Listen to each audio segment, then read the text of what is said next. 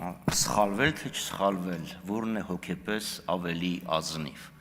Միշտ էլ կարելի է ցանկացած փոփոխություն ասել դե այն ժամանակ սխալվել են, կամ անսխալական է,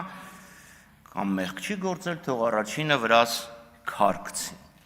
Դե կան իրական պատճառներ, կան գեղեցիկ պատճառներ, սխալվելու պատճառը իհարկե շատ գեղեցիկ է հնչում։ Երեք մեռելոց էր, 2 օր առաջ զատիկ էր, բա պետք է ներենք։ Ժորդ,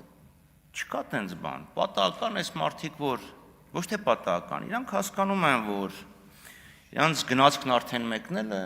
գնչուին ճակատագիրը բախտը բացել է, և հիմա անգել են փրփուրներից են կախվում։ Մինասյան արծիվը ճիշտն է, Ժորդ, ձեր անցյալ ընտրությունների պլակատները մենակ ձեր Նիկոլ էր գրած, մենակ մի անուն էր,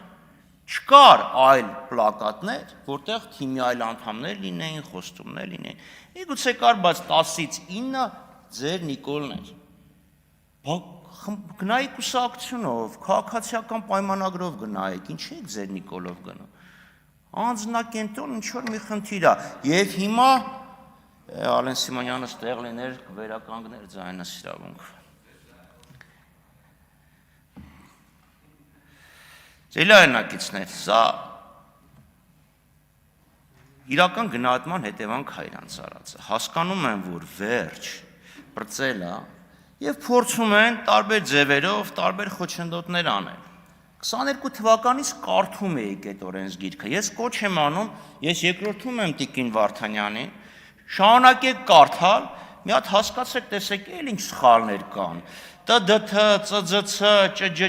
ՃՋՉ, երաստիճան բաղաձայնների կարգը պահպանված է, խախտված է, որ հանկարծ ընտրություններից 3 օր առաջ չասեք, էլի մի սխալ բան էլ ստեղ կա, եկեք այս ինչ-որ կազմակերպել, այս դաշինքի կամ կուսակցության գրանցումը